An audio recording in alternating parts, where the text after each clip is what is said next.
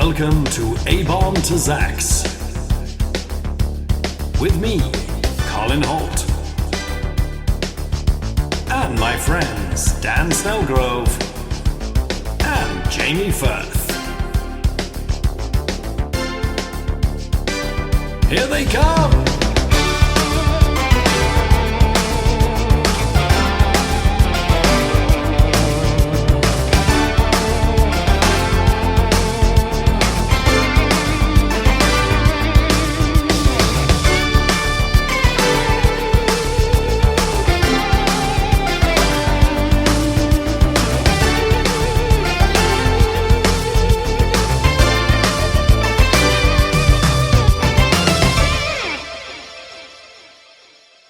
Hello, welcome again to abombtozzzax, my favourite Marvel character. It's a big one.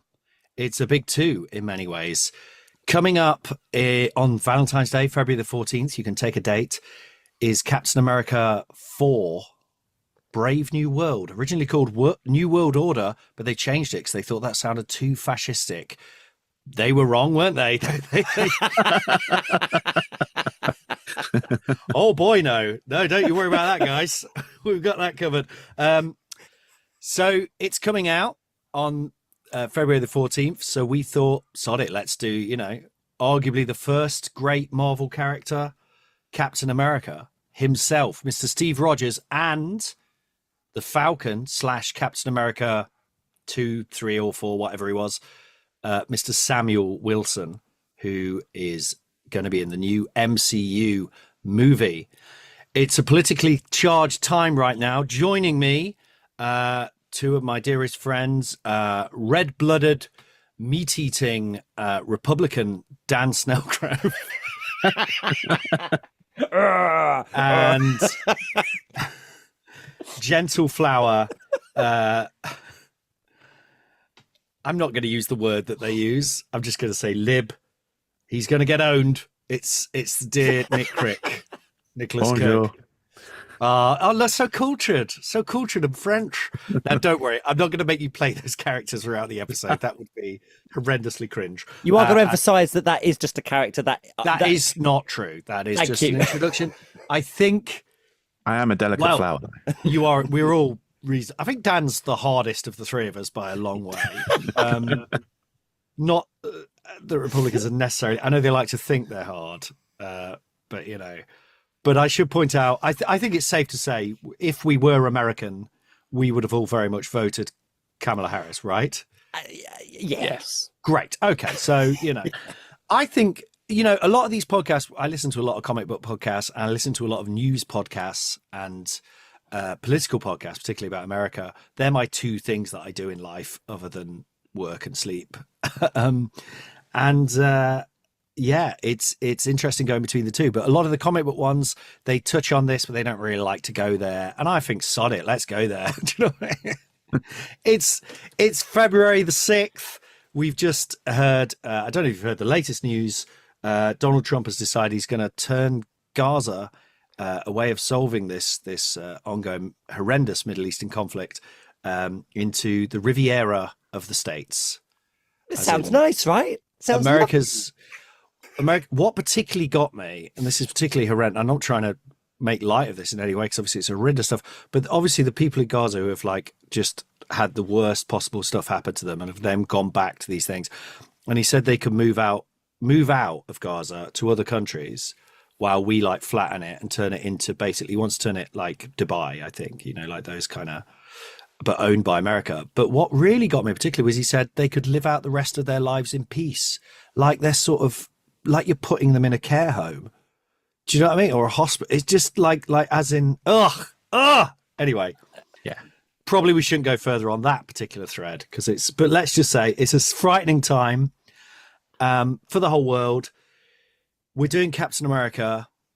I think it's interesting to talk about him and what he represents within the Marvel world, Marvel universe, but also within the real world. Is he just ridiculous, as most people, I think, who aren't comic book fans, when they see him go, well, that's just ridiculous? Or is there something deeper, more interesting there? Don't know. Let's find out. But first, before we begin, I'd like to introduce a very special guest. during my teenage years, early teenage years, 10, what's that? Yeah, not teenage years. I'm trying to make myself sound less desperately sad.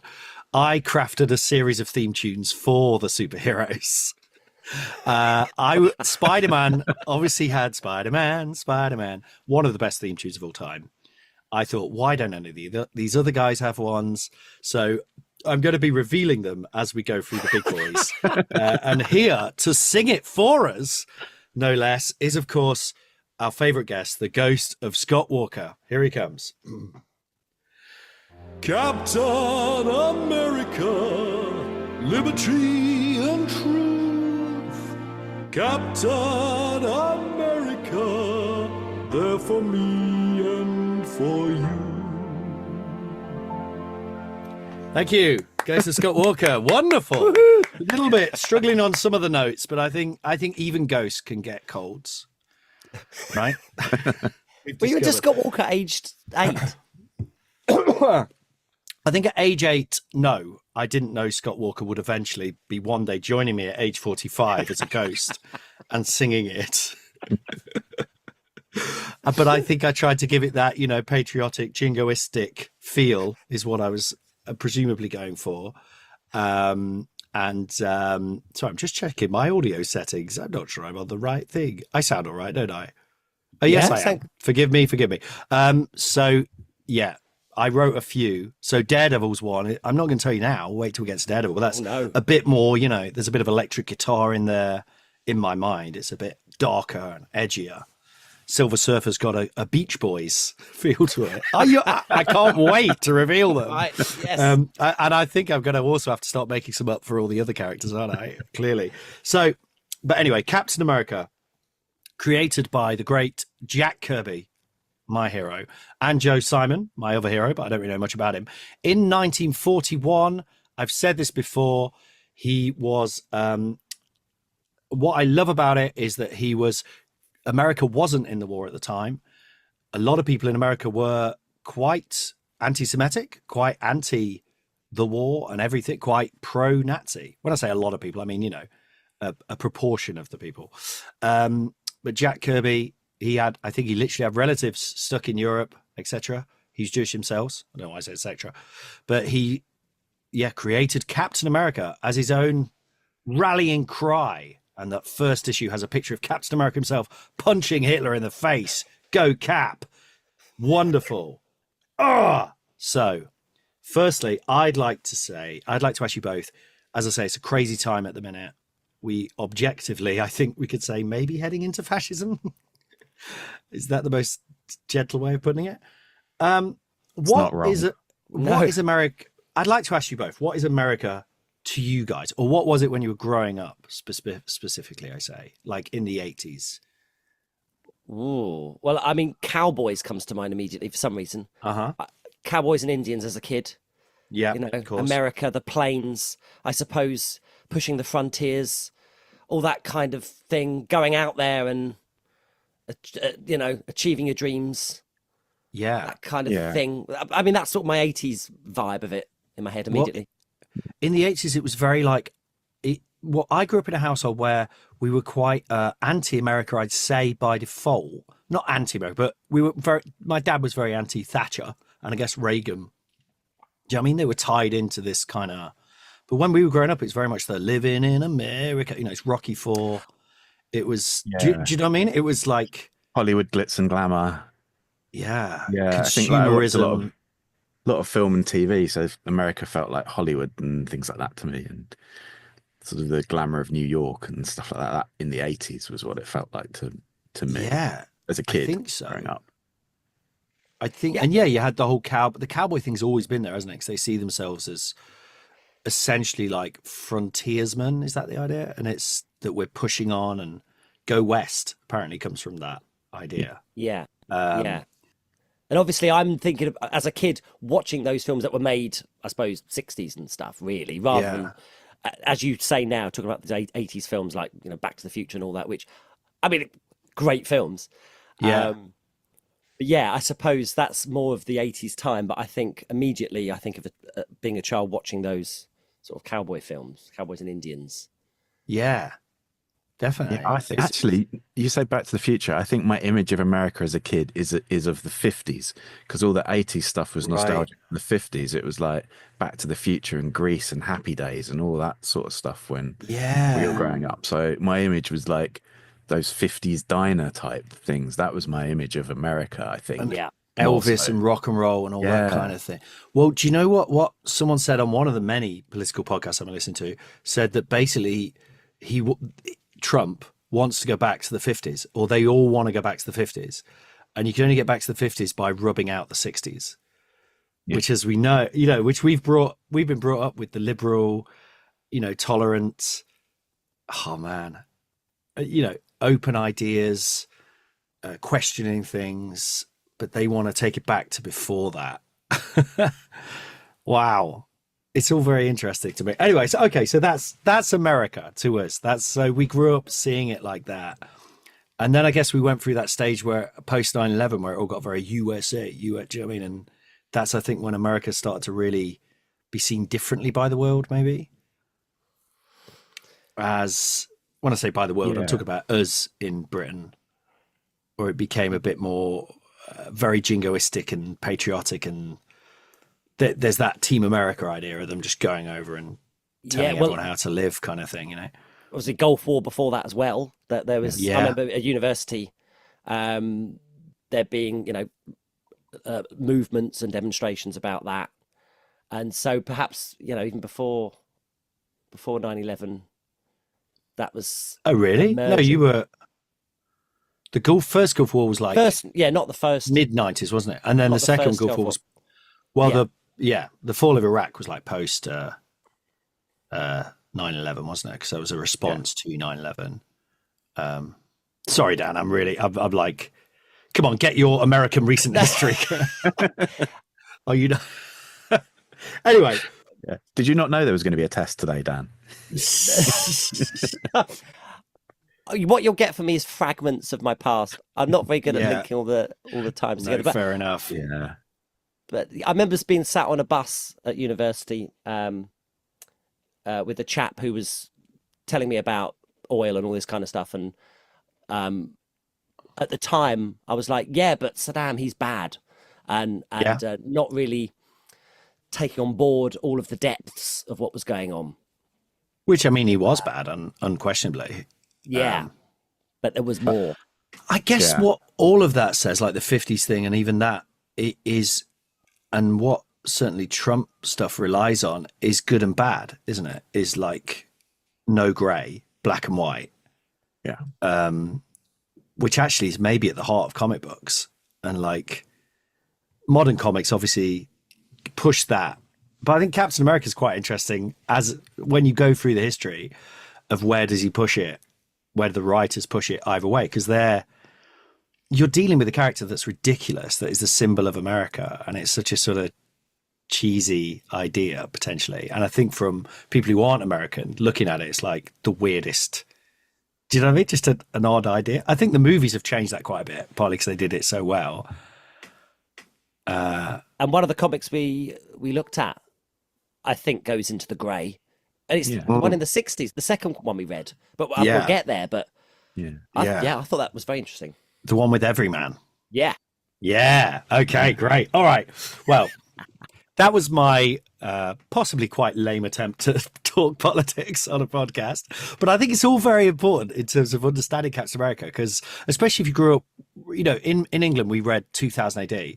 Judge Dredd. I mean, Judge Dredd was literally the main character in 2000 AD. He was like a fascist Captain America, wasn't he? He was literally like an inverse Captain America. And that, I think, was not entirely, but that was the view of a lot of people, of British people, especially the kind of people who read comics, looking at America. It did always seem quite like fascistic to some degree, or certainly in a Captain America way. Do you know what I mean? As in like in a military way and a kind of police way. It felt there's the American way and nothing else, which is, I guess, what Judge Dredd kind of was. So I think for a lot of British people looking at Captain America, it's hard to get their head around what he is, what he represents, because it almost looks like a parody of American imperialism, you could argue. I don't think he is that. I think he's much more interesting and complex. But I think that's just because of the writers. But anyway, okay. So I've written a kind of, any thoughts on what I just said? RoboCop came to mind. RoboCop, which was a direct rip-off of Judge Dredd, by the way. Oh, was it? Yeah. Pretty much. That's where we're going to be in 5 years, isn't it? Yeah. We're going to be in RoboCop. Because actually what it comes down to is not so much necessarily a fascistic in a Nazi way, but I think it's actually just selling everything out to corporations, isn't it? Is the ultimate pure capitalism. Goal. Whoa! Boom! Great. Okay, here we go. So we're going to be discussing two Captain Americas, or one Captain America, a Falcon who becomes Captain America. So they are Steve Rogers. He's just some stats. They're both 6'2", by the way. So they look absolutely beautiful stood next to each other. Can you imagine? What a sight. Sorry. It's just, there is something quite homoerotic about both of them. I don't know. I think maybe that's me. Steve is 99 kilograms. Now, just a little update on my weight. I was 100. I've got it down to 98. Boom. Are we pleased about that? We're very pleased. Yes. We're aiming for Gambit's 82. Oh, yeah. Which might make me look like I'm dying, I think. But Cap is already sub-Captain America.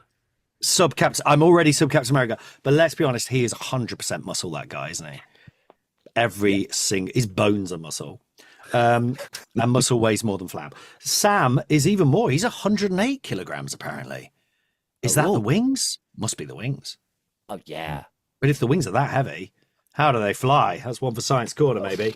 I mean, the answer is probably they don't. Like Winter Soldier with his arm. Yeah, just dragging it along. I like the image of all these superheroes running into battle, or like hobbling into battle, trying to carry their various metal bits. So the original appearance we read from 1941, where Captain America first appears. I've never read it. I realized I've only ever seen the cover, even though I literally used that cover in a show as part, like, much doctored to a point where I couldn't be sued for it. But it's a parody of that cover I did. I've never actually read it. I love these old ones, these Gold Age ones. I think sometimes the art's better, even though it's, you know, like he looks like he's got a really massive elongated head in that first picture. But I thought, is he going for a James Stewart? He could be James Stewart, which would be an interesting Captain America. Reading Captain America as James Stewart. No, come on now, Bucky. You know, that suddenly made it, but I quite like that idea. But I don't know, something about the grimy, do you know what I mean? Pencil-y feel of it. I think there's a real sort of scratchiness to Kirby's art in this one. It's really like, and his Red Skull is horrific looking. Awful. That drawing where he's crushing a plane. Yeah. I like that they're not afraid of doing, like, what would you call it? Is that impressionist? It's not, is it? But like metaphysical drawings, as in a drawing that isn't, obviously he's not literally giant and crushing a plane. Yeah. In a modern context, you think that was what was going on, but they're not afraid of having these. Do you know what they look like? They look like wartime propaganda drawings. I mean, I was going to ask straight away, the fact that it starts off with Captain America punching Hitler, I was like, was this used as some sort of propaganda thing when it came out? Because this is 41, isn't it? 1941. It's before, and it's March 41, so it's before they entered the war officially. It was 42, wasn't it? They entered. I think, December 41. So a long time before. A long time before. I think it's all Jack and Joe. Like, I don't know. I have read books, the Marvel, the something history, unauthorized history. I can't remember what it's called. It's really good, but it's about what was going on behind the scenes and all that. But he is, I genuinely seem to remember, I genuinely think they wanted to write this because they were furious about there being Nazis and a lot of the world going, oh, well, you can't really do anything about it. Do you know what I mean? I mean, I don't know if by this point, if there were literal death camps and stuff, I think possibly. Yeah, that would have been by this point. Yeah, because people definitely knew what was going on to Jewish people in Europe, you know. Yeah, because he'd invaded Poland in 1939, so there would have been a couple of years of that already. So there definitely would have been camps by that point. Yeah. But that's why also Cap's not fighting he is fighting Nazis, but they're what are called fifth columnists, which are saboteurs and spies causing sabotage. But I guess it would be the equivalent of a comic coming out where Cap is just punching Putin, I guess, isn't it? In that we're not at war with him, but we all know he's bad. I mean, maybe not quite. No, I guess it is basically that, isn't it? Is that equivalent? Yeah, because they weren't at war with Hitler at this point, so he's just. But they were doing head of state. They were supporting in kind of like undercover ways, much like America is supporting Ukraine. Yeah. So what in real life? What they were supplying stuff to? They were. Yeah, I read allies. something where like they weren't officially allowed to supply planes, but what they would do is like take the planes to the border of Canada and then allow Canada to just drag them across the border with ropes. Oh wow! Yeah, so we're not breaking the rules, but they were supplying. So was Canada involved in the war before America then? I don't know the facts, but I do know that maybe I guess maybe they were, Canada because had a they're different... actually technically part of the Commonwealth, aren't they? So yeah. Once they would the planes were in Canada, then there were different rules applied. And So, we see an appearance from FDR himself. Did you spot him? Yeah. Who's probably considered one of the greatest presidents. Who I know was pushing for war, I think, the whole time, wasn't he? I think he was trying to get us in the war, trying to get America in the war against the Nazis. And he actually mentions the Human Torch, which is interesting. Yeah. That's the original Human Torch, not Johnny Storm of the Fantastic Four, who's actually the first ever created Marvel character. But he mentions him as a comic book character, because at that point they all sort of exist separately, don't they? So it's almost like a comic would reference another character as a comic book that exists in that. Oh, does he? I thought he said he was real. Yeah. I thought he was talking about like he was real. He says, "What would you suggest, gentlemen? A character out of the comic books, perhaps the Human Torch?" It's like, in that accent, that's his actual accent. How he spoke. Yeah. Well, they had a strange, in those old ones, they sort of have an American, they're still a bit English, aren't they, posh people? Yeah. They have that kind of, where they're kind of, I don't know, I'm not even going to attempt to do it. What am I doing? So there's also J. Arthur Groover, who I think clearly is J. Edgar Hoover. I don't know why they can't have his name. Anyway, he takes someone down to this elaborate curiosity shop where there's an old lady, and I read this a couple of times. I haven't read it in the past, as I say, but every time I think, why is that old lady in the shop? Like, I fall for it every time. It's a great mask, isn't it? It's so It's good. very good. It's really, and when it's taken off, you really believe it. It's so good.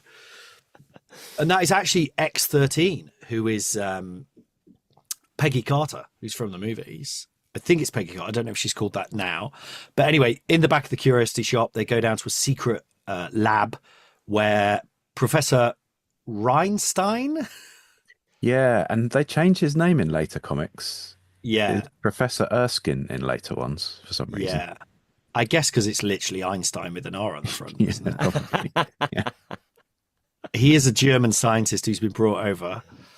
And I've just noticed there's no lines from Steve at all for ages. So Steve's there, a wimpy little lib, little snowflake, and then they just inject him. But everything, even like the drawing of the needle, looks so real and gritty. I love it. It's really sort of wartimey. And he immediately becomes this really buff Cap.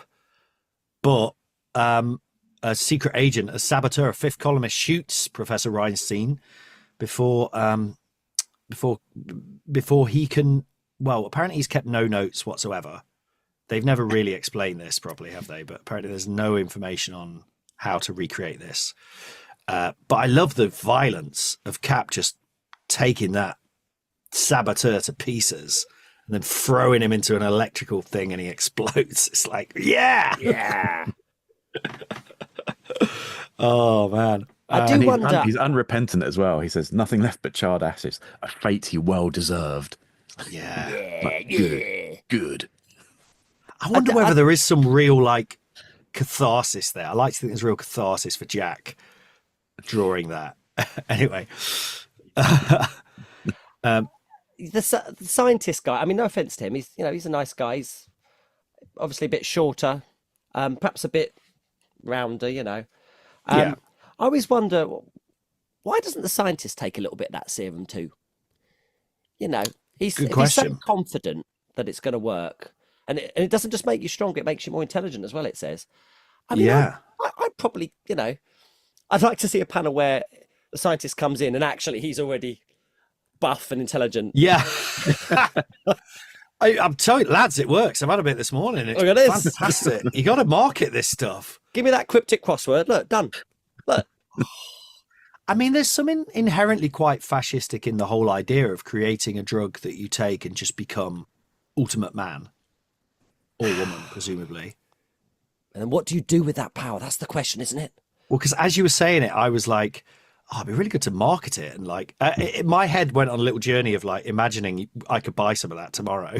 Just like skip the gym and immediately be this incredible hunk.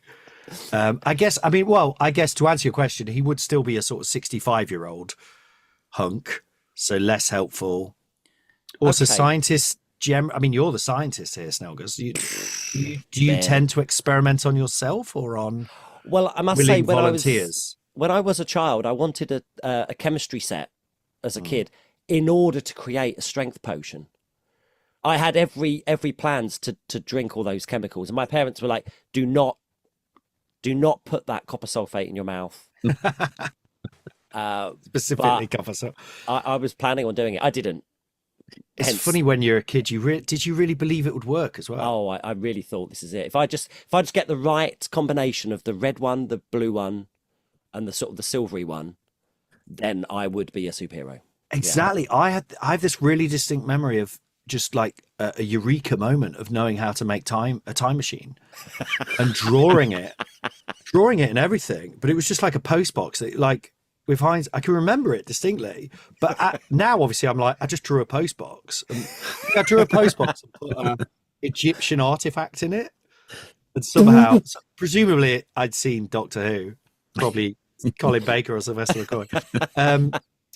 But in my head, as a kid, you're like, yeah.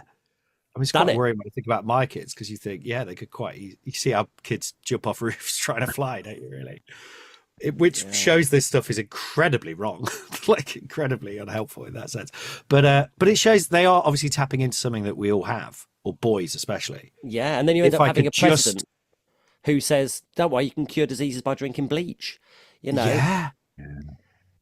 Oh, it's such a head mess up, isn't it? I changed my swearing there very quickly, but as in like it's because in a way, this Captain America to me is wonderful because of all this, because it's so positive and like anti-Nazi and blah blah blah, and sort of like like you say, he uses that power to help the weak and the people who can't help themselves. But then there's a flip to that, which is like, yeah, come with me and I'll give you all this misinformation that makes you strong. Oh man. Yeah. Right. Let's keep going. Sentinels of Liberty. Oh yeah, I like that they said it's issue 1. They've already created a club. They're already on the merch. Like, and they don't even know if this is going to be popular or not. They're like, join the club. Give us 10 cents and you can be a Sentinel of Liberty. I like there's a picture of Bucky, Cap, and then just a girl. I don't know if she's one of the characters or not. And it's not, I like that Bucky discovers Cap's secret identity by just sort of walking in on him changing.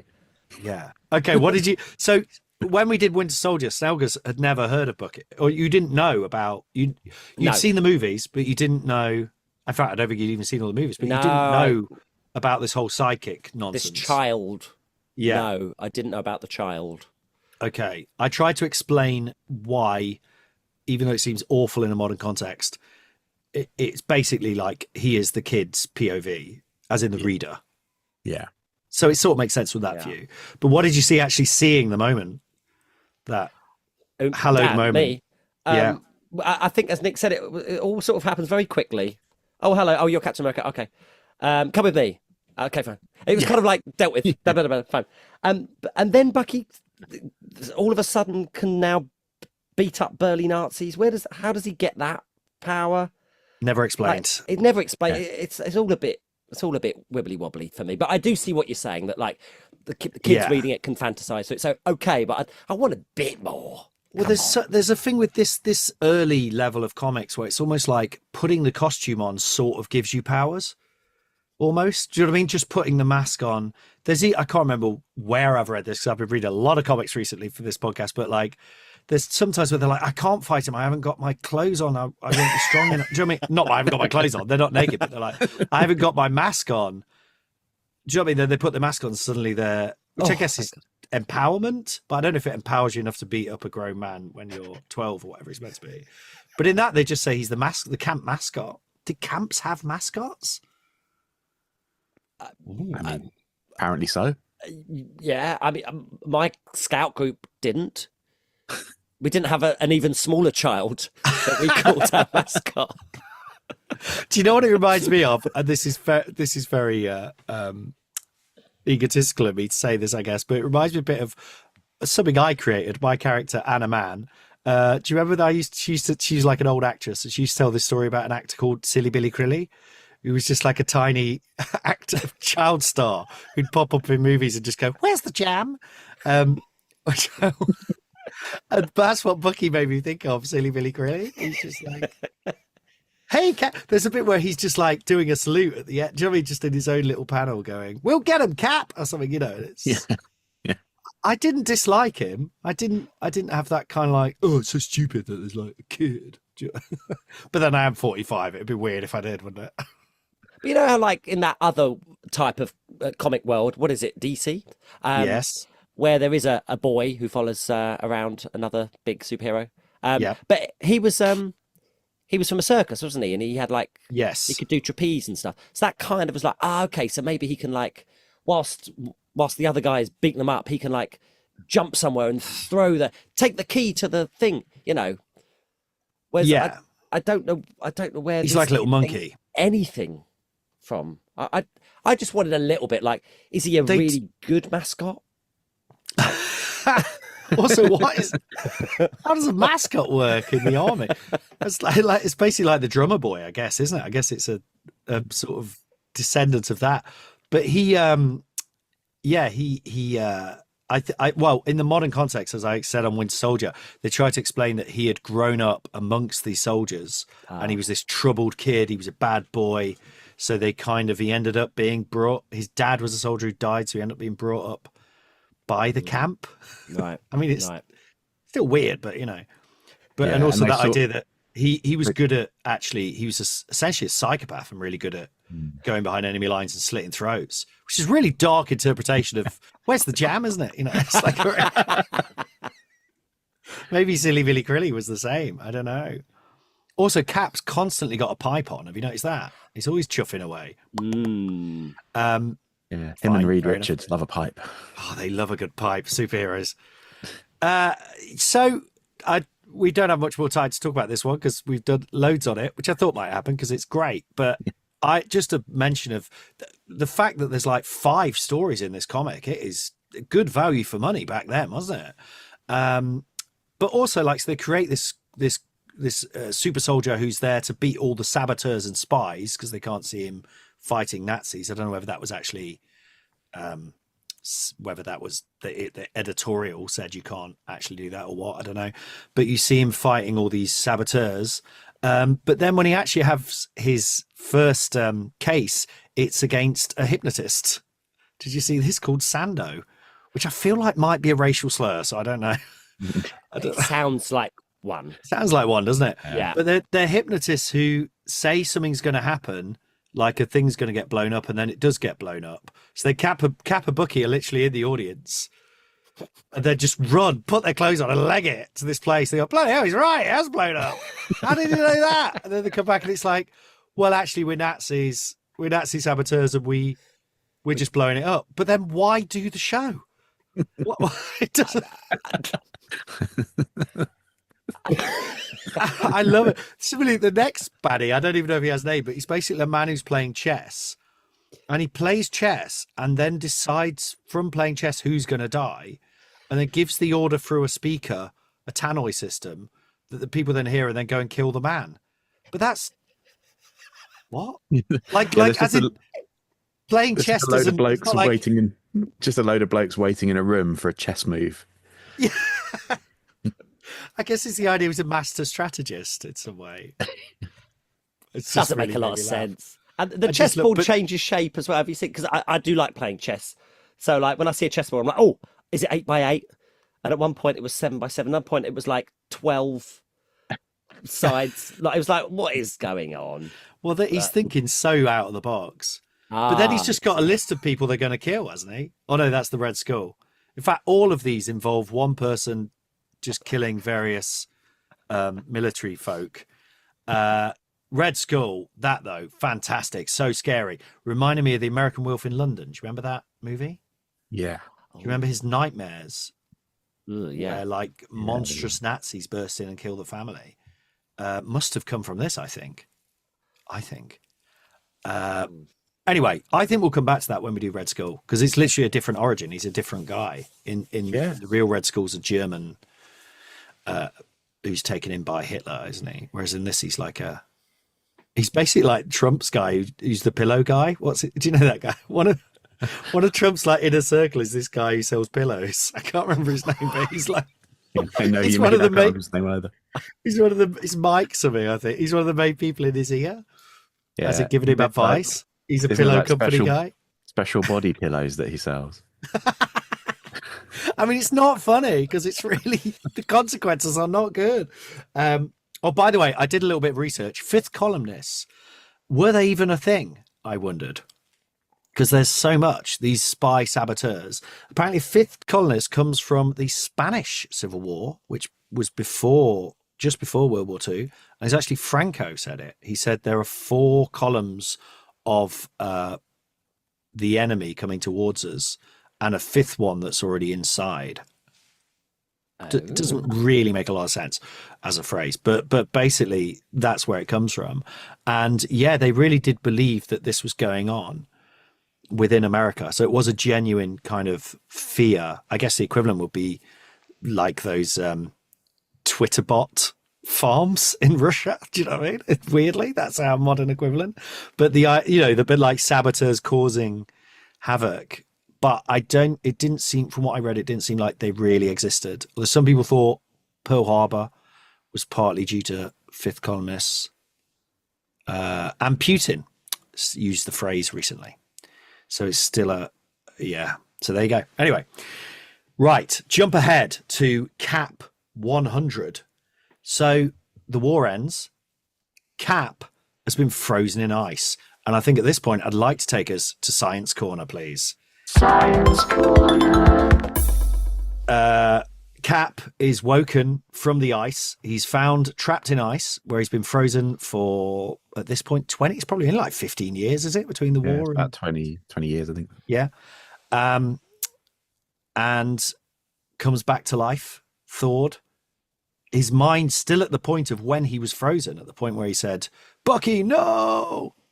Because we find out Bucky, their first decision when they bring back Captain America is to kill Bucky. I don't think that happened in the past. I think they start it there. Right. Well, I guess they've gone, Stan Lee and Jack gone, right, what was that? Get rid of that. That's weird. But Dan, is suspended animation / cryogenesis, is it even possible as far as we know? Well, we haven't done it yet. Okay. We've not yet. It's never happened. Not like a full person. No. Right. There are people in that state. There's one chap, I can't remember his name now, but the first ever person, James somebody, who's still in a freezer today from, I think, the 60s. Wow. Probably frozen with his fingers crossed like this. Bring me back. But it's very expensive, It costs hundreds of thousands of dollars to get yourself all prepped. Is the idea you wait till you die and then freeze yourself with the idea that after you... So it's not before you die? They're not allowed to do it to alive people, no. Okay, so the idea is after you die, in the future, they bring you up and they know a way to make it so you're not dead. Yeah, that's the plan. That's the plan. So they're going to have to sort of like fix whatever was wrong with you that made you dead. Yeah. Hope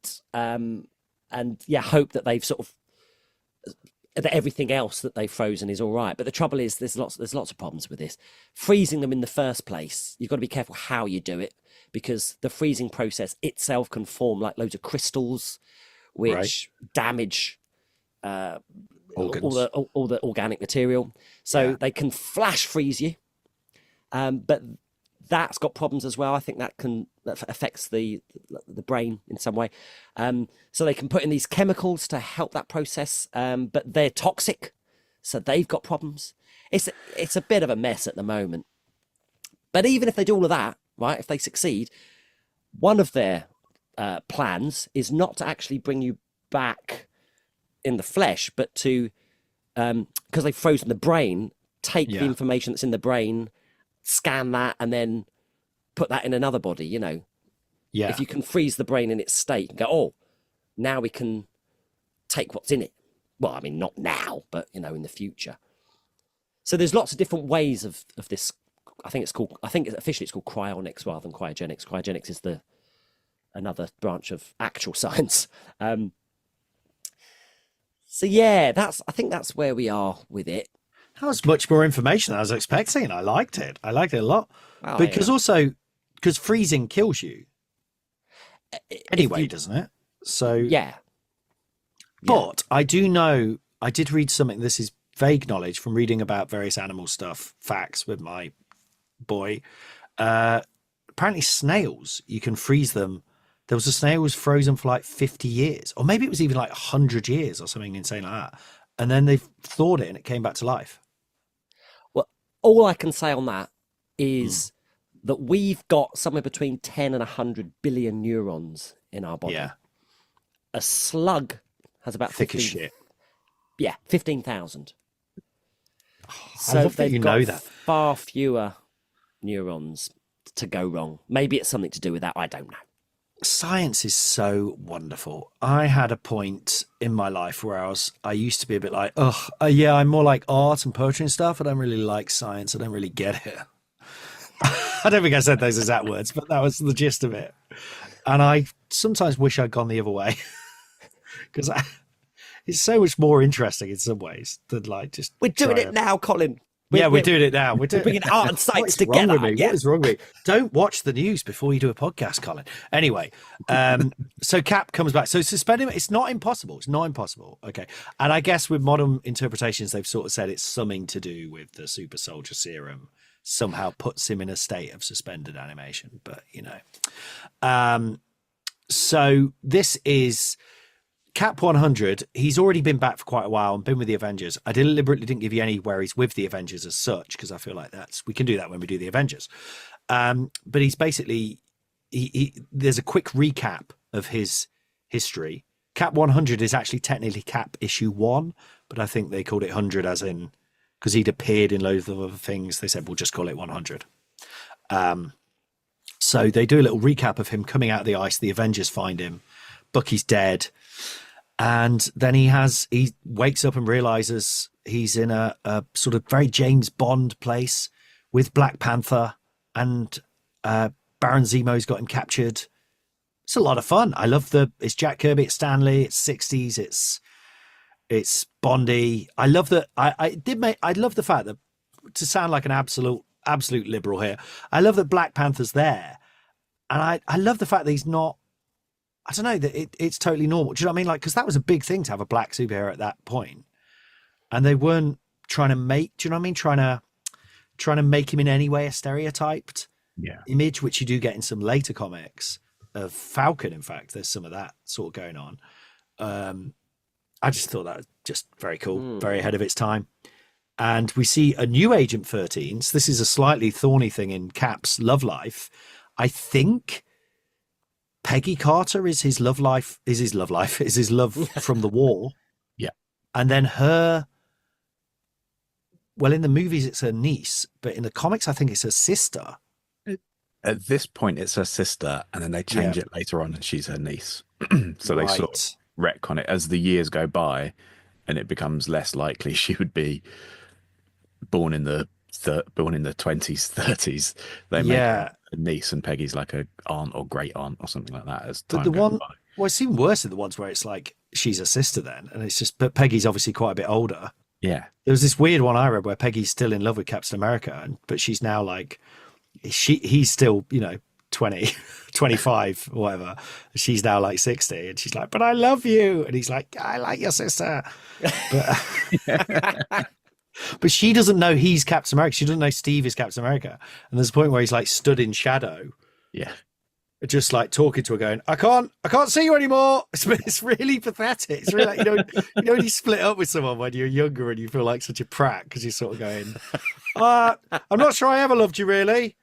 Do you know that kind of, it's like that. And then she cries and he goes, oh, maybe I should get back with her.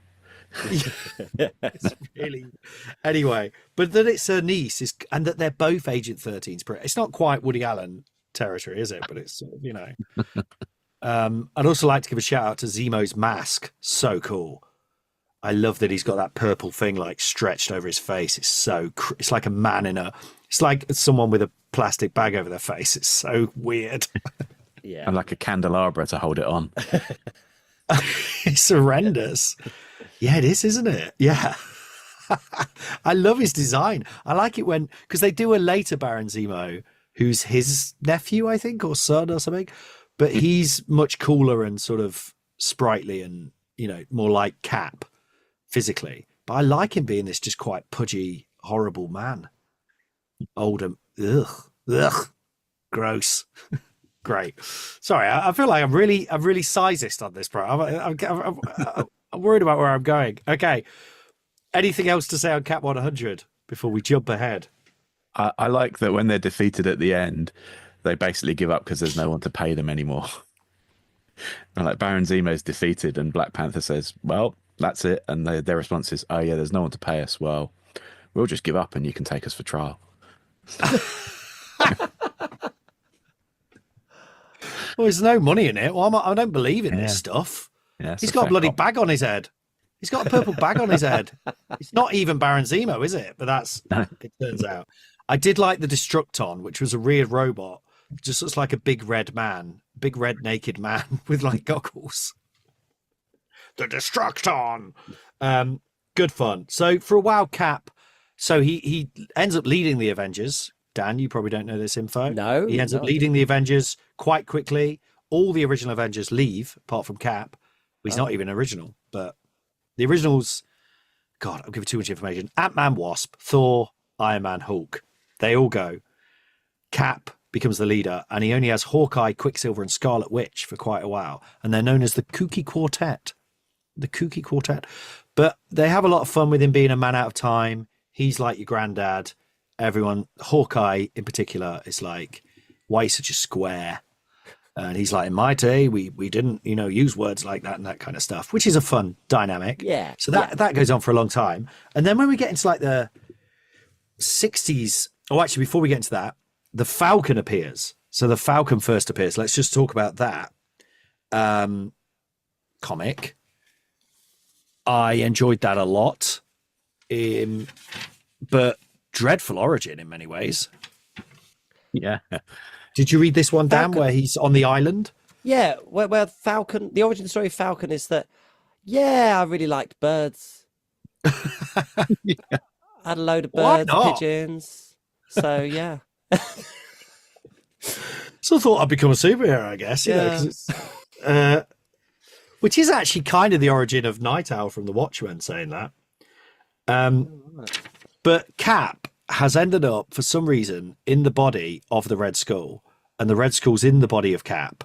He's going around causing all sorts of mayhem, mainly by just appearing in public and being a bit off with his fans. It's like, this is how I'll get Cap. He mostly poses for photos, which he never does. What do you mean? What, he never actually Yeah, does the Cap photo? doesn't pose for photos, but the Red Skull does, and that's the main difference between them. Yeah, he's not going out like stealing or like beating people up, or he's just do it. Hanging out on a chaise longue. It's a lot of fun and just smiling creepily. Cap, meanwhile, is stuck in supposedly the Red Skull's body on this island. Just a brief shout out to the Exiles, who I've never seen before. Mad idea. I think they're all like ex-Nazis, but then I read somewhere they're all like dictators from other countries, like Sweden, Switzerland, whatever. But Red Skull's exiled them to this island. But like, one's got a murder chair, one's got an iron hand. They're mad. One's just got one's got a scarf. Yeah. He's called Boldini. He's an Italian, and the Red Skull's taught him how to kill with the scarf. Really good fun. Anyway, they hate the Red Skull because he's exiled them. So Cap appears on this island as the Red Skull's got the cosmic cube, by the way. And again, we have that ongoing Thanos problem where it's like, which I guess with Thanos they do solve. He clicks his fingers and half the universe disappears. But in this, it's like you've got the ultimate weapon. You could do anything. I'll put him on an island. Okay, is that it? Yeah. He does that. He does that classic villain thing as well. Of like, he's watching it for a bit, and then as the exiles start to come towards Cap, he's like, "Well, I won't watch him actually die. That's a bit crass. I'll just leave him." That happens so many times, doesn't it? But it's a fundamental flaw. And so the more of these you read, the more you're like, these are flawed. It's like, Dan, when you watched all of Doctor Who, which is still one of the maddest things you've ever done, considering you don't particularly like Doctor Who. Not really. I said to Dad afterwards, like, I was like, did you like it? He was like, I liked a couple of the first ones. He spent weeks of his life just because you've given yourself a challenge, which I respect. But yeah, that thing of like, they've somehow got to get out the TARDIS and not be able to get back to it. Otherwise, the story's immediately over. Yeah. Every time. Oh, I've twisted my ankle again. That's classic. Yeah. Or the TARDIS. Yeah, someone's stolen the TARDIS, or the ship that it's in has moved. There's got to be. Anyway, so it's all a lot of fun. Yeah, he's really into birds. I've written that. He's just really into birds. What was it he gets? So, so Cap is on the island, running away from the exiles in the Red Skull's body. But what I love, apparently he's been in this body for a while. The Red Skull wears a mask. He does later on in the comics. He does actually have a red skull, but at this point, he's just a man in a mask. And Cap, after I think days, goes, "Oh, it's a mask, isn't it? I can just take it off." No, doesn't he? Doesn't he? He gets some clay, and he says, "I'm going to disguise myself as a normal man or something." And somehow then he puts the clay on himself, and I didn't quite get it. Does he put the clay on the mask rather than just taking the mask off? It's absolute batshit. They're just making it up as they go. They're like changing it from pattern to pattern. But so right, a few things. First off, he says I think he says they've never seen the Red Skull without the mask, so he doesn't need to put the clay on anyway. Secondly, he says like, this is what we used to do in the army all the time when we had to disguise ourselves. Sure. We just put clay from the river. Rather than just look at a man and go, he's got loads of clay on his face. You see a completely different man. And then what I loved in particular is he says, I have to be careful not to make it look too much like my actual face. What? But he hasn't got he's got Red Skull's face because he's in Red Skull's body. It's so, and then as it goes on, because presumably the Red Skull looks kind of gnarly and, without his mask, we don't know. But as it goes on, he sort of looks more hunky and handsome and almost Superman, Bruce Wayne-like. And I'm like, is that because he's done the clay too good? He's made himself look too handsome. It's so mad. I love it. I love, but that's where it's just, for me, just the right level of stupid, but engaging and fun. Yeah. That I accept it all. Dan, as you're our sort of non-comics reader. Obviously, you're adjacent to all this stuff. Yeah. Me and Nick are lifelong fans. How does it make you feel when you read that kind of bullshit? Well, I think this is where the magic and getting that secret source just right. It's brilliant. It's like, it's what they set you up to accept at the beginning is where you can go. I think, like, if it's going to be a gritty style thing, and then they do something like that, you're like, whoa, hang on, you're out. If it's super, realistic and stuff. But if they draw the art really like, so there's a lot of imagination going on within us, then I think we're prepared to take greater leaps. So I think they've just got to be consistent. They've got to go, this is the game we're playing. Come along with this. So reading that still feels fun. It doesn't feel. I was in the kind of zone of like, I'm reading it with this kind of mindset and like, what the hell? Okay, fine, whatever. Yeah. It's kind of Roger Moore rather than Sean Connery. There we go. Yeah. Yeah. That's you might say. Yeah. What I don't like, and this is when we talk about the Shi'ar next week, this was popped in my head. What I don't like is in what they did with the Hobbit movies, where you can't tell how strong the baddies are. And that sounds a real nerdy problem. But say these in the Hobbit movies, they set up all the orcs, and it's like, oh my god, there's these Uruk-hai. I mean, that's Lord of the Rings, impossible to beat. And then literally, it's like, well, there's that bit where they ride on their horses, and it's like they're just going falling off the bridge. You don't even have to touch them, and they die. Do you know what I mean? And what's that as plot armor? I guess is it? I think that's what it's called, where you just you up or increase or decrease the levels of threat. Anyway, yeah, and like that, I'm not a fan of. No, so like the first comic that we read, Captain America has to face, what was he called? Was it the Strangler or the guy who's really good at bear hugs or something? He gets him in a bear hug, the Crusher or something like that. And it's just a guy who's strong and can get you in good bear hugs. But that at that time, the first comic was a decent level of threat. It's like, okay, he's facing a strong person, a strong man. Yeah. But then in later comics, it has to be space aliens from, I don't know. I mean, we're getting onto that in a bit.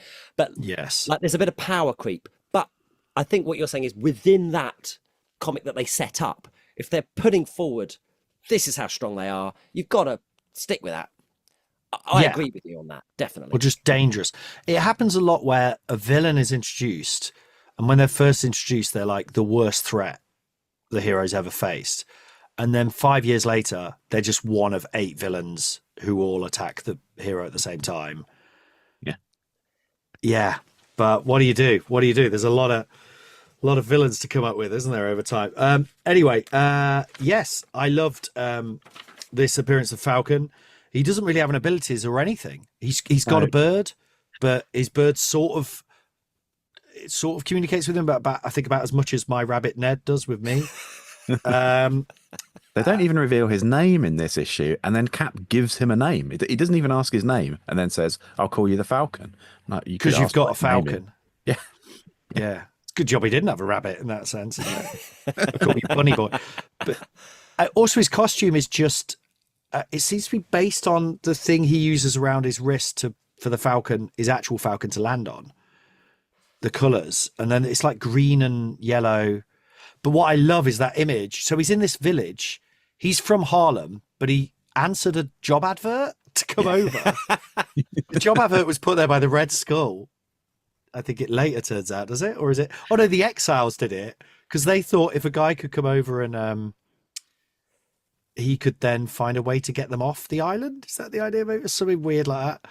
But I think so. Yeah, I mean, there's a lot. Clear.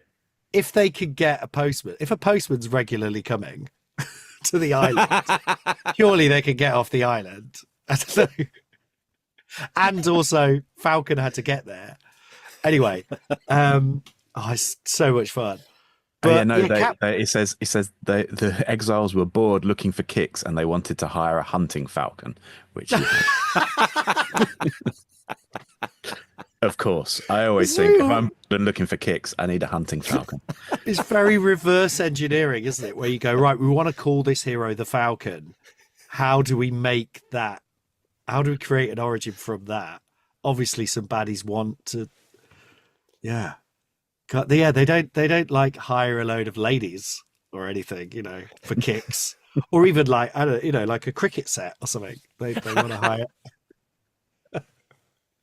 The latest crossword, they hire a hunting falcon because they're stuck on this island just walking there. I'd love an Exiles miniseries where, done by sort of Tom King or Alan Moore, one of the sort of clever people, where by the end they've sort of realized they don't want to be Nazis anymore and stuff. Do you know what I mean? That like kind of within the 6 issues they kind of talk themselves into. I think that would be incredible. A sort of Lord of the Flies, but also this idea the whole issue is just the origin of the murder chair. Oh yeah, the murder chair. But the idea that if they just go over the hill as well, they could actually leave the island, but they never think to. Do you know what I mean? Something like that. It's there's so much What I love about Jack Kirby, Stan Lee, mad as they are, there's so many ideas that you could then, whereas people don't seem to generate ideas anymore. They just do a new thing with an old thing. Do you know what I mean? Yeah. Anyway, that's a bigger problem for the world. But what I do love when he gets his costume made, so there is this little village that Sam has gone along to and hung out in. I'm not sure where we are. I think it's kind of Haiti. Someone says at one point, because he says more Harlem than Haitian. Or Yeah.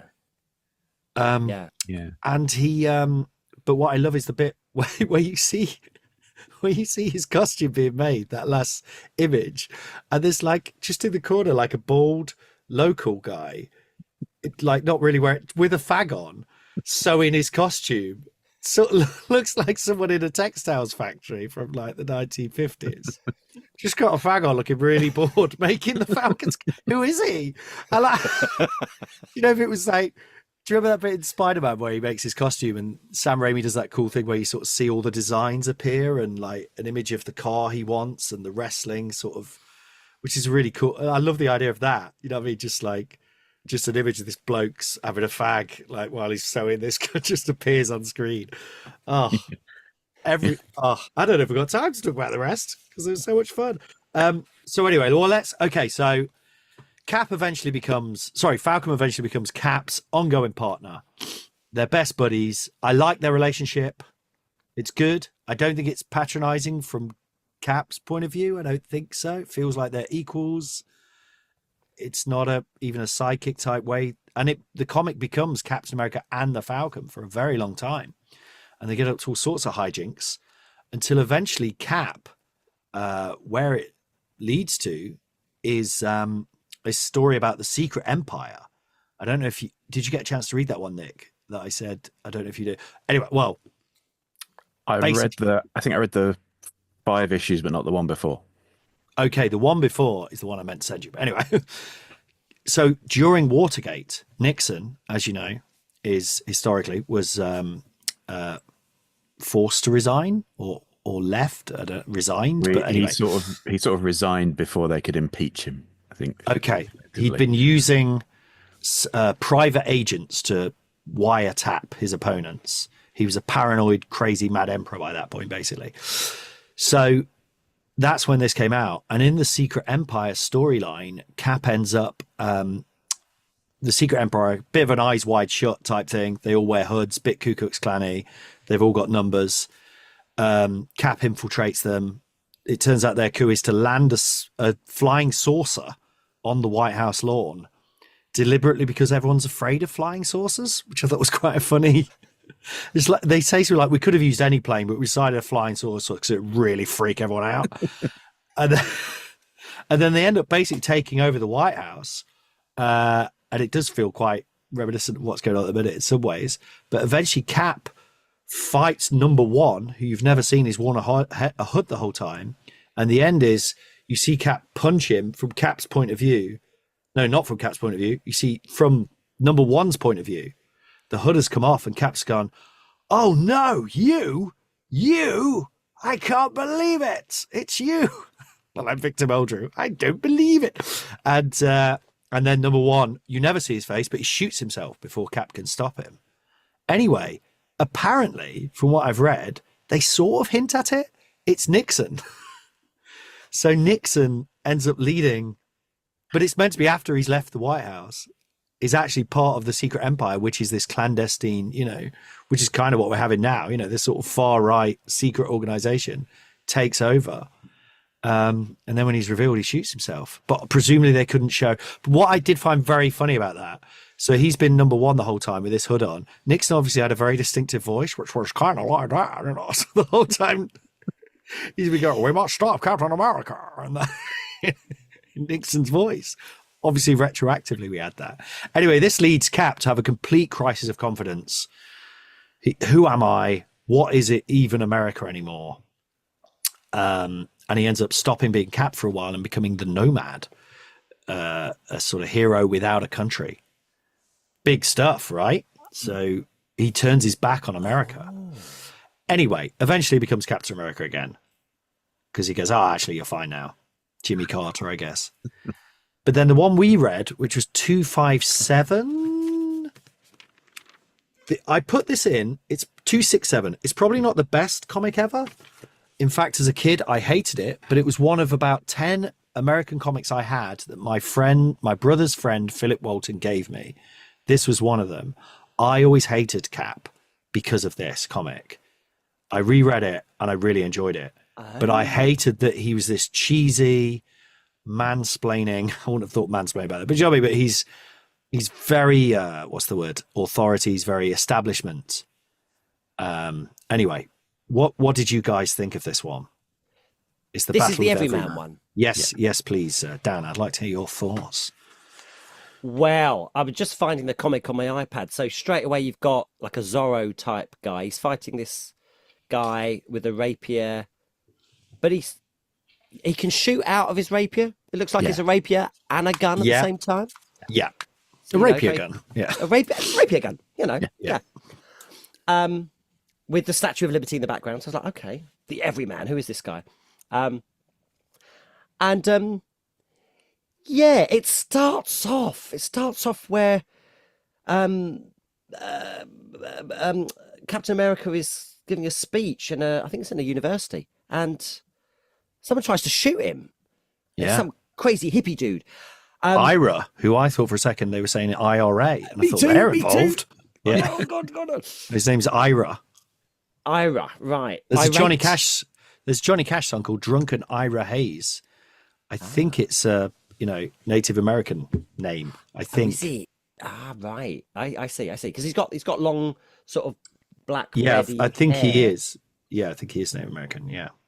Well, I mean, straight away I was like, well, what the guy is saying, the guy that's who's trying to shoot him, he's saying quite reasonable things about, like the underclasses of America, and you just stand up there spouting your nonsense about the American dream. What about the underprivileged people? I mean, he then does try to shoot him, which is kind of like, for me, it was like, it's a shame, because they're setting up an interesting question here about traditional America and what's not great about America. He says the American nightmare. What about the failures?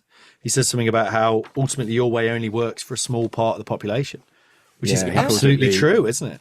He calls it the American success sickness. And it's like, it's what about, there's only 1 in 10,000 are ever going to make it. What about the rest of us? I was like, that's that's fascinating stuff to raise in a comic.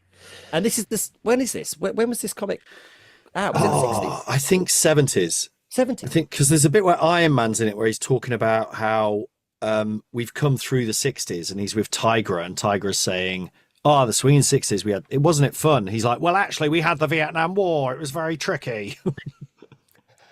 But yeah, sorry, go on, Dad. But so I was in. I was definitely in. I was like, Yes. I was like, are they going to make it where it's only crazy people who think this way with guns and stuff, or are they going to be a bit more nuanced? But then, like, we're only on the first couple of pages. Cap sees the guy, the university boss. Yeah. I think he's just slapped the Slaps guy the who tried to kid. shoot him. Yeah. And Cap is not happy with this. He says, if you want to prove your manhood, go do it someplace else, and storms off. Cap's got a lot on his mind. He's thinking about what he's been. It's rattled him. So I'm like, this This is a good. Cap I can get behind, definitely. This is an America I can get behind, dare I say. I wrote down one line which I loved about the principal. So he's like the guy who's brought Cap in to talk to them all. And it says the unctuous fawning of Principal Benjamin Q. Hilson. What a line. The unctuous fawning. So he's very sycophantic to Cap, but he's actually very anti the youth. Yeah. Yeah, great. So I was in on this. All good. Yeah. The writer is J.M. DeMatteis, who I generally like. He's quite this sounds like a bad phrase, but work for hire kind of writer. Do you know what I mean? He's not an Alan Moore where he's going off doing his own like weird projects, but it's like He's done a few things. Did you ever read Moonshadow? That was kind of one of No, I didn't. He did a few, and that was like a fully painted one that he'd written as well. So right. A few kind of odd, like Vertigo style miniseries and stuff like that. But mostly he did a lot of this kind of work for hire stuff. like with Peter David, he's one where I'm always glad when he's writing it, because I know it might not be the best, but it's always going to be interesting. There's always something he's going to throw in there. But he does kind of bend over backwards to try and not do that thing. In fact, there was an MCU series called The Falcon and the Winter Soldier, which I didn't like much at all. But it got into a similar problem where there's a baddie, but their point is better than the main characters. Do you know what I mean? Like they're talking about, I think it's to do with refugees, where they're going to live, this kind of idea. But they end up like having to put in a scene where she just like kills loads of people. So you go, yeah, but if you're on that side, that's what you end up doing. Yeah, do you know what I mean? I feel like they did that with this in the end, because ultimately the everyman is a crazy guy and tries to kill everyone, and then Cap gives a pretty speech, and all the people who sympathize with the everyman are like, oh yeah, do you know what, Cap, you're right, and America's all right after all. So I felt they've started off in a really interesting place, and then they had to end it with Cap going, but we've thought about it, but actually America is great. And then everyone says, okay, yeah, we agree with you, Cap, you're right, and maybe we should just do that. Yeah. So everyman appears on screen and tries to make his point, but then kills 3 cops who are trying to arrest him on TV. So like there's no hope for that guy. There's no coming back. There's no redemption, obviously. But I can feel the writer trying to not, do you know what I mean? Not make it simple. And he introduces these other characters. So Cap is chatting to these kids on the street. He goes into a neighborhood that's very poor, and on his Captain America bike. On his Captain America bike. Yes. Very cool. He does have that bike for a long time. Becomes a big part. In fact, he's even got it in the movies, I think, hasn't he? Isn't that where he's going around? He's having his thoughts. Like, I'm not sure. Do I align with all this? I'm not sure. I'm going to go to the sort of poor neighborhoods. In my Captain America suit, on my Captain America bike. Yeah. Which I guess to them, and I think the writer makes this point, which it is like Judge Dredd patrolling the streets, and they see him like that, and he's like, oh, you see me like this? And then their big brothers throw a load of trash on him, and he jumps up and goes, you could have hurt somebody. And then they have this long argument, and again, it's like there's other times where Cap would have just punched them, but he ends up having this debate with them, and this guy refuses to go. He's like, no, I'm going to give my point. And then Cap takes them to the Avengers mansion. So he shows them, actually, I'm all right guy, but it's not really solving the problem, is it? I mean, it's still not. And then the conclusion, but I feel for the writer, what conclusion do you come to with all this? And what it sort of basically comes to is him saying, it's not them and us, we're all us. It's not that it's a bad message. It just feels like it's an easy way to round out something that was raising interesting points. Mm-hmm. But I imagine, and it's not true, because we're not all us, because there's no excuse for billionaires and so on. I mean, if there were billionaires at this point, probably not. But But I guess at the point as well, everything's under the Comics Code Authority, so they're quite restricted sometimes in what they can and can't do in comics, and probably questioning America is something that the Comics Code Authority would not. What is that? As the kind of ending of a. I might have mentioned it before. That was created in the 50s. There was this massive backlash against comics, like a witch hunt, McCarthy style. Because they were seen as like how video games or rap music have been seen, Yeah. There was a boom of horror comics in the 50s, and it was like EC horror and stuff like that. And Creep Show, the Stephen King movie. It's that. Yeah, that's what it's. Yeah. Yeah, it was the standard. These things are corrupting the kids. So they introduced the Comics Code Authority, which had very strict guidelines as to what you could and couldn't depict in a comic. Yeah. So I think things like, you weren't allowed to show a certain amount of blood and things like that. It was very strict. Obviously, no foul language. But I think there was a lot of guidelines that they had to operate under until they eventually ditched the code. But the code lasted till like the 90s, I think, quite a long while. And no fannies. Rule number 1. Obviously in America, fanny means bottom. But yeah, there was some like really funny things where there was shading on Batman's arm, and the guy said that's meant to be a vagina, like things like this. So it got quite mad. It was people seeing stuff, Reds under the beds type level.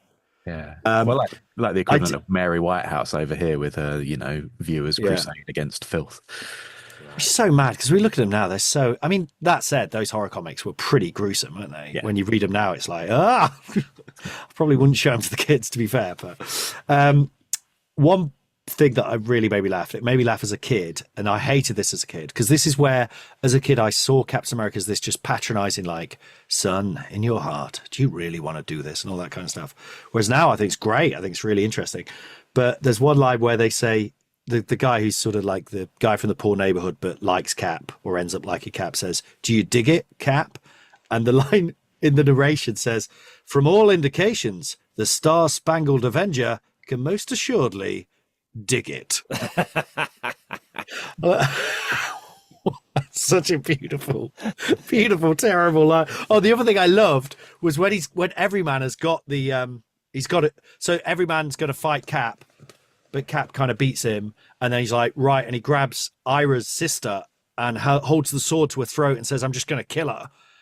And you do get, it's quite a nice moment of, it's not nice, but you do get the moment of like, oh, Everyman is nuts. Like he does just want to hurt. And he kind of says, I just want to matter.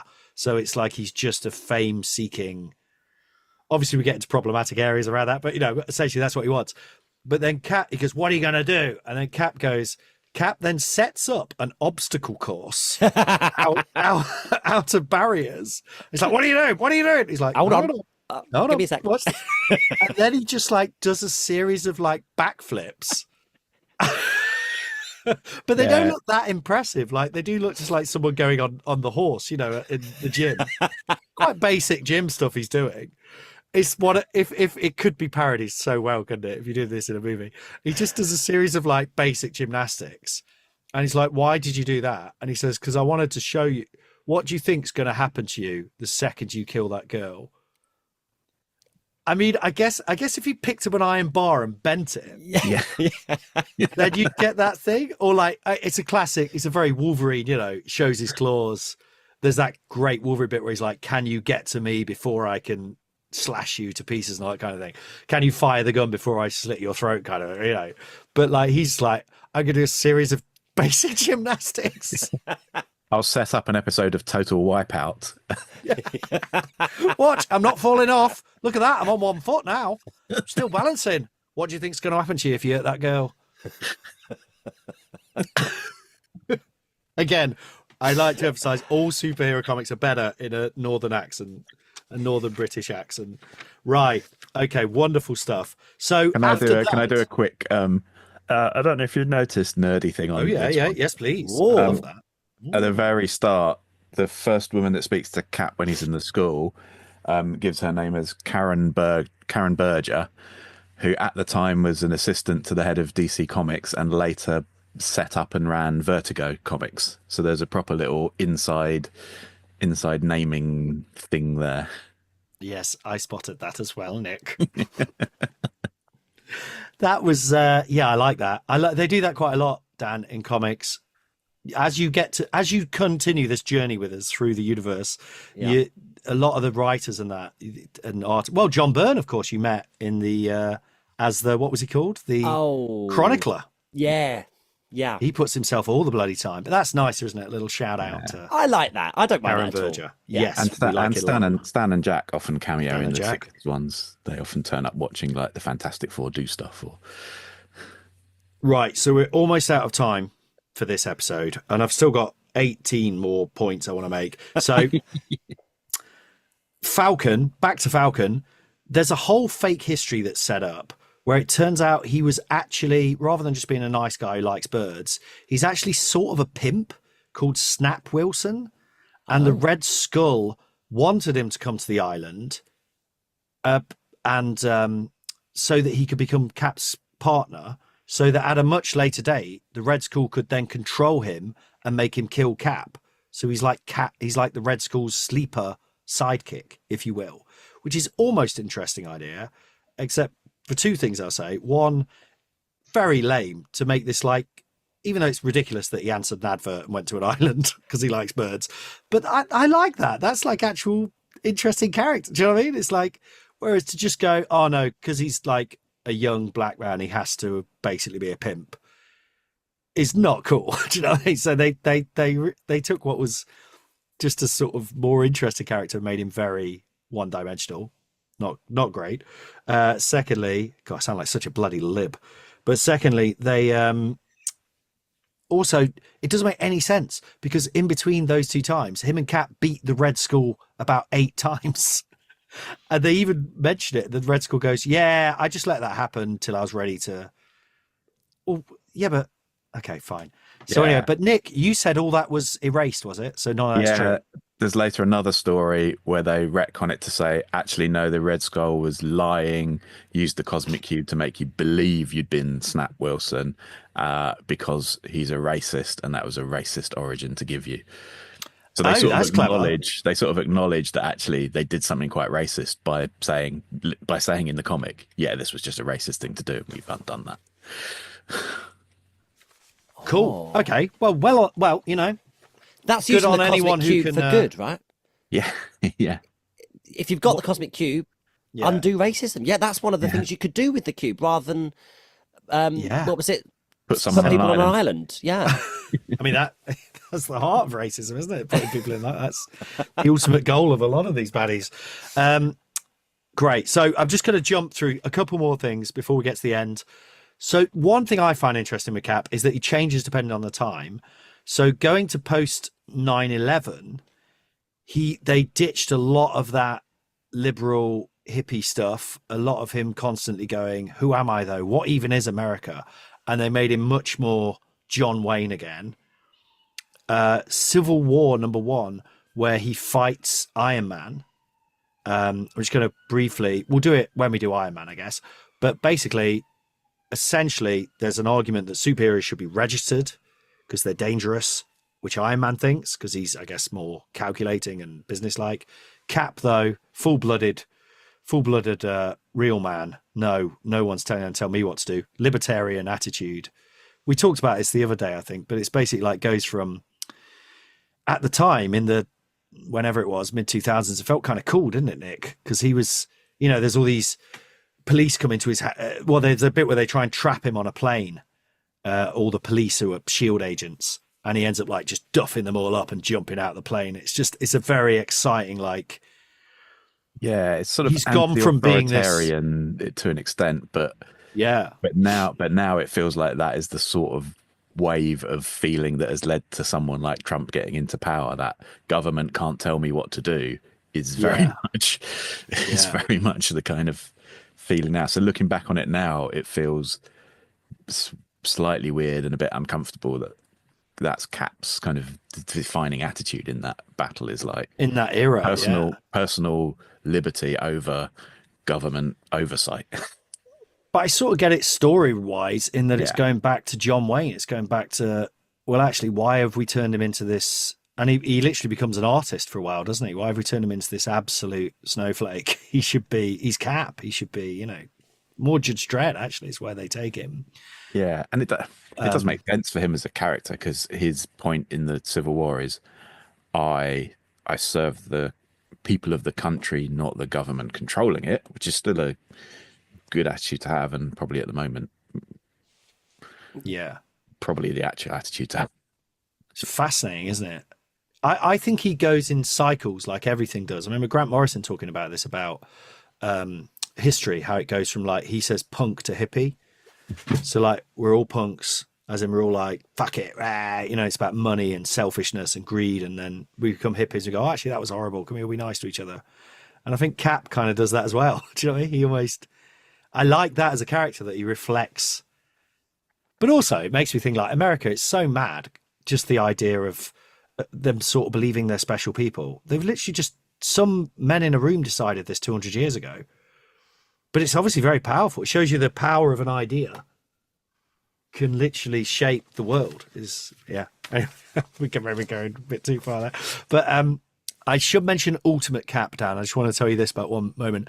So there was a series called The Ultimates, which was basically restarting the Marvel Universe in a more realistic way, in quotes. So Thor, was he a mental patient? That kind of idea. Do you know what I mean? It's sort of like, and Cap they full on make him John Wayne, real Republican guy. And there's a bit where he's fighting this Nazi alien dude, and the alien says, Sorry, have you heard a Nazi alien? Yeah, it turns out the Nazis were aliens. Oh, right, cool. Yeah. Or were led by aliens or whatever. Do you know what? It was all part of some cosmic plot. Yeah. Anyway, there's a very famous bit where he's fighting him, and the baddie goes, "Why don't you just surrender?" And he goes, "Surrender, surrender," and he points to the A on his head and says, "Do you think this letter stands for France?"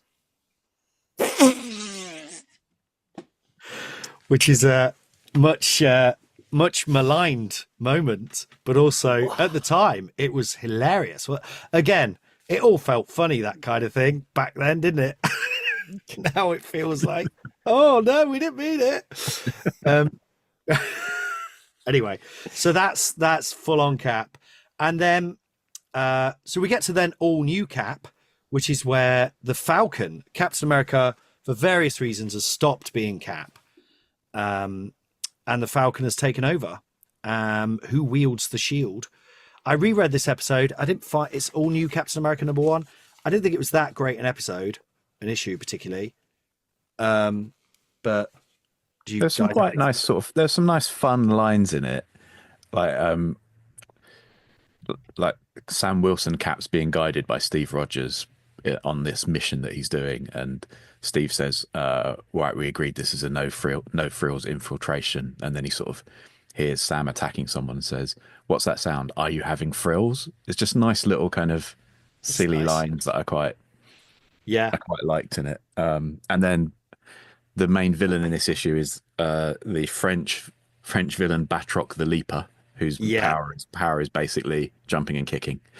Well, it's parkour, isn't it? Parkour, yeah. I think his power is actually... And he's written like one of the French taunters from Holy Grail, basically. He does a lot of kind of... he asks Sam what his powers are. Is it super obesity, hyper warmongering, omega illiteracy? It's very sort of... felt very French taunter. Yeah, well, and it actually says, and this was during the Trump era, and I think during a lot of the Black Lives Matter protests, just to give it some context. But he says, Falcon then says, or Cap at this point says, "What makes you elite mercenary?"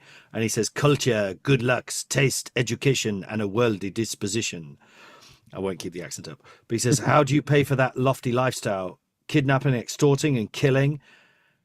They've got a name for that kind of lofty where I come from." And Batroc says, "Yes, I do believe it's President of the United States."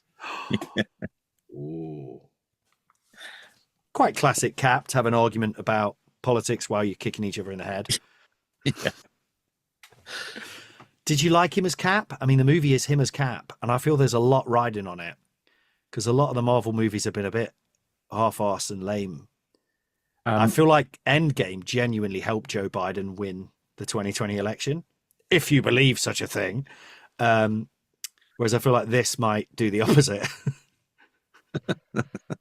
I do like Sam as Cap. Not maybe this particular one we read, but there's a couple of good runs where there's like interest. There's an interesting one, I think, about him effectively being Captain America and going up against the police, where he's being sort of framed. And that again, this feels like that's to the backdrop of the Black Lives Matter stuff going on. So that was quite interesting. It gets really interesting. It goes to this like, he's not my Captain America. Yeah. A lot of those kind of incels or whatever you call them nowadays, they say that kind of thing. They're saying that about the new movie that's coming out. You'll never make me believe this is Captain America. And they did a whole series which was about that, which was really weirdly like art reflecting life, and was no one in real life, as in the Marvel universe, believed or accepted he was Captain America, and all this racist stuff came out and all this sort of thing. And yeah, it was really good. But yeah, Dan, did you get anything from Falcon as Cap? In particular, I mean, did you enjoy it? I didn't know this happened, and I think talking about what you're referring to there as like the potential political effects, I think there's probably lots of people like me who didn't know that this is canon, that this happened, and will just see it as some kind of like, just shoving a person of color into a Yeah. role, and how sometimes that's clumsily done, whereas here it appears that's what happened. So like, shut up. This is the story. Yeah. Can he fly now? Because Falcon, he's sort of falling. He falls a lot to start with. Yeah, he can fly. Oh, sorry. Yeah, because of course the first appearance, he's literally just a man with a bird. But as it goes on, he then gets wings from the Black Panther quite quickly. So he's only about 3 issues without wings, I think. And then he also gets the ability avian telepathy. So he can literally see through the eyes of birds and get them to attack you and all stuff like that. Okay. Well, I think this is quite fun. I mean, have we skipped over the 2012 one?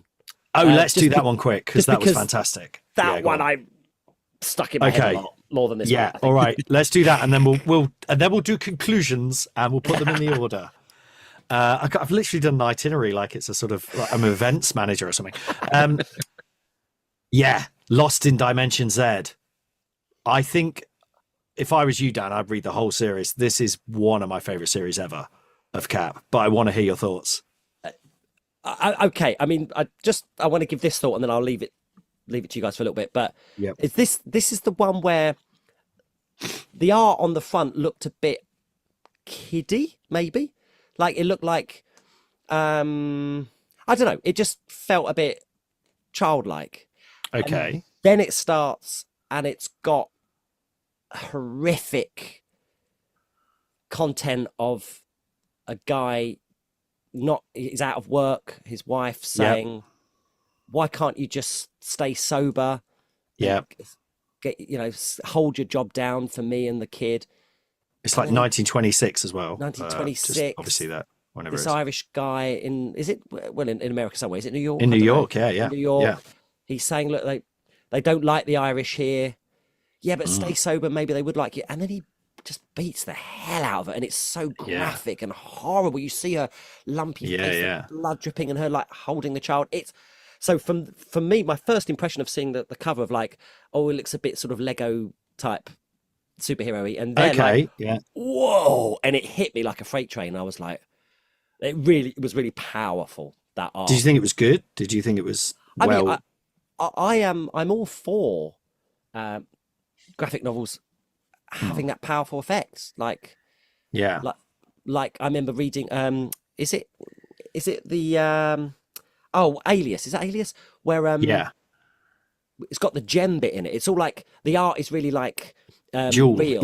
Jewel. That's it. And then you suddenly open this bit and it's like superhero Jewel. I was like, oh wow. And then what happens is that she gets kidnapped and she was made to watch sordid acts, and it's like the juxtaposition of that art with that awful stuff is really affecting. I want to be affected. Affect me and make me think differently. I mean, that's John Romita Jr., who's son of John Romita, who's one of the most famous Spider-Man artists. I've never been a fan of John Romita Jr. art, if I'm honest. I don't really get what he's doing, but I really like it in this case. I really liked how he drew the aliens as well later on. So weird, with like teeth coming out of their eyes and stuff, really bizarre creatures. But but obviously you get who who those people are, Dan, in that scene. Do you? I don't know. I suppose maybe possibly you're just like, oh, it just starts with a scene of domestic abuse and then goes. But presumably you know who that's meant to be. I do. No, because I never know how much. It's not impossible that you just think that might come back later or something. But obviously that's Cap is the little boy. And his mum and dad. Yeah. And she says to him, "We always stand up." We always stand up. Yeah. And then he says that a bit. Does he say it a bit later on or something? Or well, it's obviously what he does, isn't he? The A on my head isn't France, and stands up. Well, and in the movies they make a big thing of like, I could do this all day, where he's like, even when he's a scrawny kid before he gets the thing, he gets beat up and he's like keeps coming back for more, even though he's getting the shit kicked out of him. I mean, in that context, I think it's nice that his mum is his inspiration rather than his dad. Whereas a lot of them, like Daredevil, for example, it's like, oh, my dad was this good guy.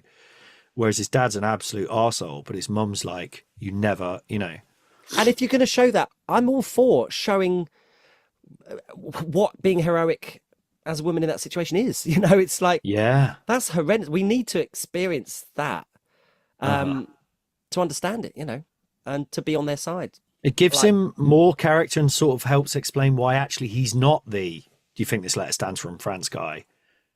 That he is why he is actually, no, I'm not Trump. I believe in helping people who need help, and I stand up against bullies, basically. Yeah. And which is literally him punching Hitler, isn't it? The heart of it is I stand against bullies. Bringing a tear to the eye, guys. I don't know. Yeah. But then obviously he gets transported on a secret subway train to Dimension Z. And Yeah. Which I was now wondering. Now you've said that, Dan, because I'd read this before. I hadn't really thought until you're talking about now about the big tonal shift in this one issue from that opening to let's get on a subway train to a crazy dimension. Yeah. Yeah, I you're gonna have wonder to help me whether, out.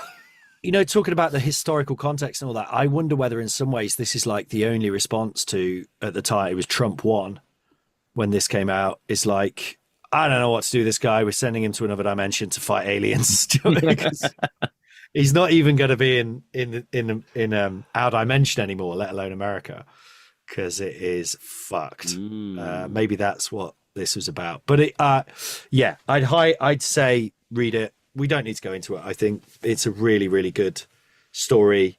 It's really mad. There's loads of mad time stuff happens.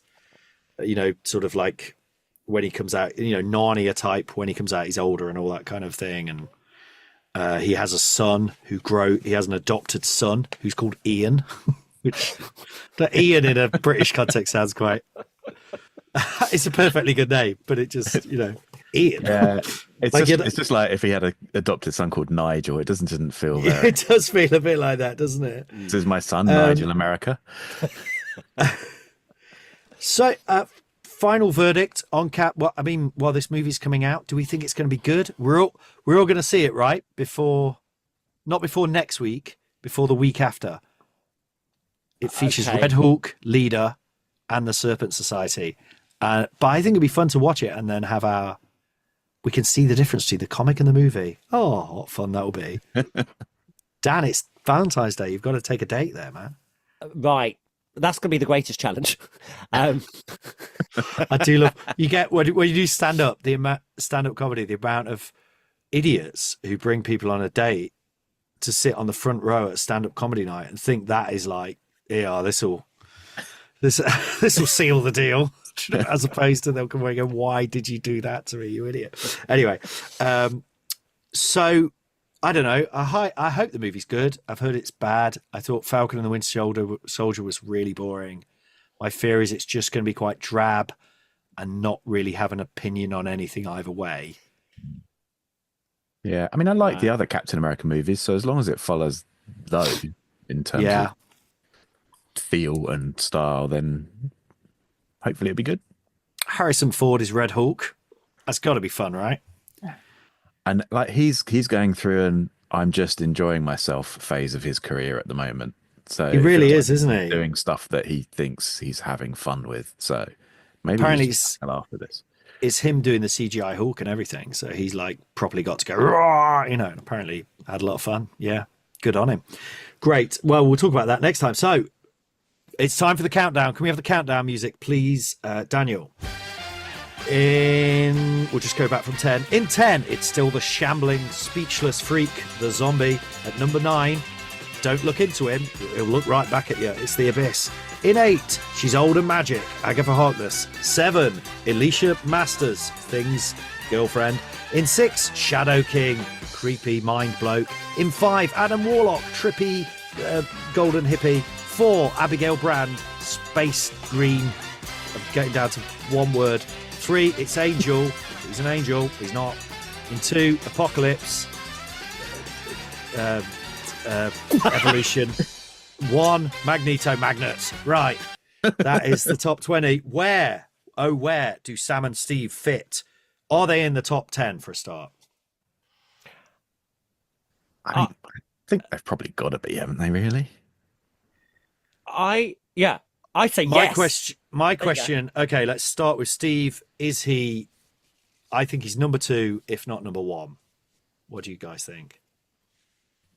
I want to say, as you know, not as knowledgeable as you guys, I was surprised at, say, like the Everyman one, where they actually did dig into a bit of that kind of political stuff, and I really, really love the fact that this character can represent America as it changes. So therefore, it's got the longevity. I think top marks for longevity. It can keep representing. Yeah. Or like, you know, it can be used to reflect or to counterbalance. Great. So it's funny we haven't talked about how silly he is at any point. Just the idea of a man with a shield dressed in a flag. It's just, but when you read them, it never feels like that. Goes away really quickly, I think. Anyway, so on that note, Dan, I cut in there. Where would you put him? Above or below Magneto? I just love Magneto. I just, you know, oh yeah, that kind of. Nick's nodding. Are we going number 2? I think I don't think I could put him above Magneto either. I'm the same. I've always loved Magneto, so but he's above Apocalypse. Oh yeah. Captain America. So I'm just going to put Captain America and Falcon. That's not a political statement. I was going to put Captain America Steve. I'm just going to put Captain America. So dear old Sam Wilson, lover of birds, traveller to islands. Where do we put the bald guy with the fag who's making his costume? Because I put him definitely top 20. Okay, so is Falcon top 10? I think he's got to be above Alicia Masters, and hasn't he? Yeah. No disrespect to Alicia Masters. Do we put him above Angel?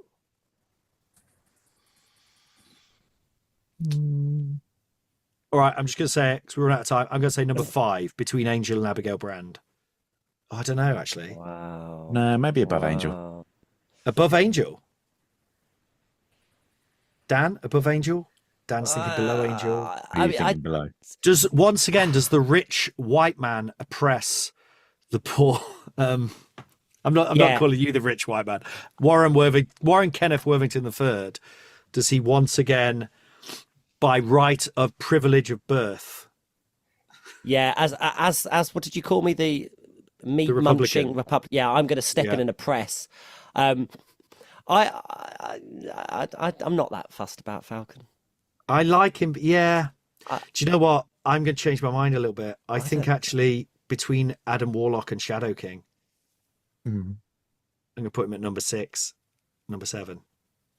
Dan's not even sure about that. I'm not even sure. I mean, maybe because there were lots of extra reading that you guys have done. I only read a little bit, so I don't feel quite so qualified. But all right, well, we've got much yet for me. All right, okay, let's put this. Where do you put him in terms of Winter Soldier, above or below? Dan, for me, below. Below. My feeling. Yeah. Shall we put him at number 14? I'll let Winter you two Soldier, now then fight it Falcon. out. I've pushed him down. I've done my bit of a pressing. Okay. What about? I think he's got to go above Amadeus Cho. So okay, all right, and above Gambit he is.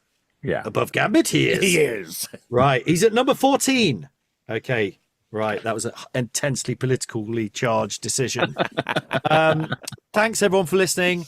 Please support us at patreon.com/abombtozzzax. 3 Z's and an X. That's how I remember it. 3 Z's and an X. Nick, did you set up email? Did you get a chance? I did not, but I will in time for not next episode, but the episode after. Okay, then you can contact us. In the meantime, please leave ratings, reviews, and any thoughts, good or bad. We just want to hear. We love doing this, and we'll be back next week when we discuss the Shi'ar Empire. Goodbye, everyone, and God bless America. Hell yeah. You have been listening to abombtozzzax, my favorite Marvel character, with me, Colin Hoult, and my friends Dan Snellgrove and Jamie Firth. There they go! Please remember to support us at patreon.com/abombtozzzax.